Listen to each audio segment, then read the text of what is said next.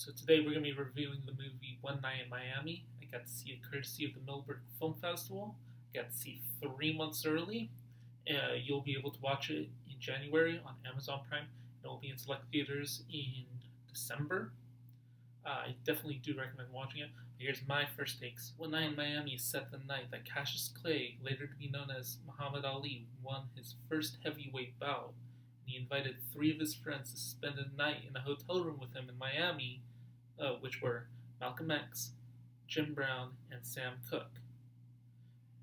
It is known that this event did actually take place, and some testimonies have been given onto what happened in this hotel room that night. But this film is mostly fictionalized, as we don't know exactly what was said, because the only people that actually knew about this event were these four men in that room. And this film is important, especially today, by looking at these people as more than just figures you look at in textbooks. You see them as actual people, as you see Malcolm X and Muhammad Ali joking around. You see Jim Brown struggling to find himself as an actor while he's contemplating his NFL career. You see Sam Cooke trying to understand if his music career is going to be anything and what he really wants to bring to his community rather than just himself. This film expertly shows in the first few scenes the journey these four men will go through, such as Malcolm X, who's struggling to leave the Nation of Islam even after figuring out all the wrongdoings it has done, even though that the Nation of Islam has shaped his beliefs. Or Jim Brown, who, even though being a famous football player and he's trying to get into movies, he's still figuring out that he's not really accepted in a world that's very racist, such as the South. And we look at Cassius Clay, who hasn't yet become Muhammad Ali, as he's still arrogant in his fights, and he's going after people, and he's not listening to his trainers, and he hasn't figured his own self out yet. He hasn't figured out his own path. Then we look at Sam Cooke, who's singing for white folks in their diners, and they're not really accepting him, so he's trying to figure out what he's trying to say with his own music. These four men, even though we're near the end of Malcolm X's and Sam Cooke's lifetimes, we're right near the beginnings of Jim Brown and Muhammad Ali's. Their lives haven't been truly shown yet. They haven't truly blossomed in a way.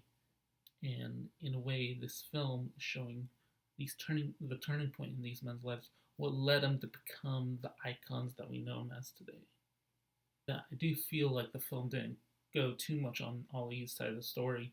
Ali, he did have a good mouth between the movie, and although he was the catalyst for the movie happening in the event that the movie is about, I feel like the movie could have spent a bit much more time on him, because I feel even though he was a good amount of the spotlight in the beginning, he was kind of shoved aside a bit, and then he was brought back into it by the end of the movie. But going back to figuring out how these men figured out what they're going to do with their lives, there's an excellent conversation between Cooke and Malcolm about midway towards the movie about figuring out, hey, I've done this for the African community. What can you say? What can you do about the hypocrisy about, oh, I'm thinking of leaving the Nation of Islam, even though Muhammad Ali is trying to be brought in, even though Malcolm X was trying actively to bring Muhammad Ali in at the same time.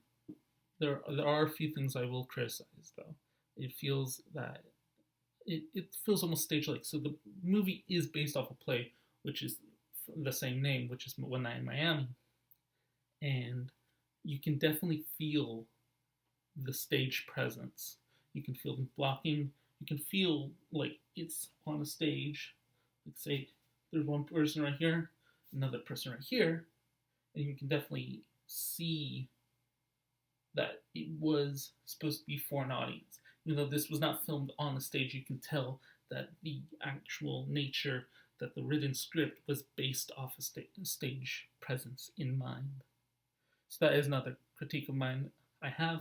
I don't think it really downgrades the film itself, but I feel like it could have been a bit better in that sense, in transitioning from a stage play into a film.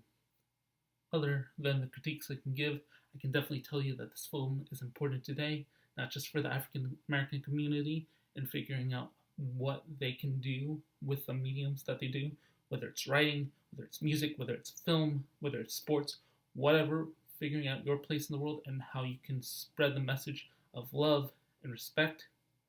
Uh, but you could even apply it to just anyone. Apply to trying to figure out what you're going to do with your life in the world, about reflecting about what you decide to do, nothing more, nothing less. All about you and the people that you surround yourself with. So that's my review for One Night in Miami.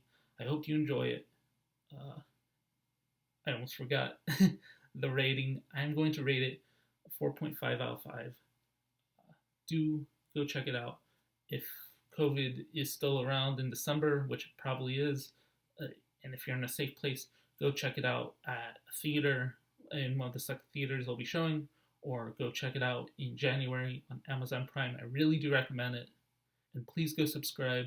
It would be great for the small channel I'm trying to start up. Thank you.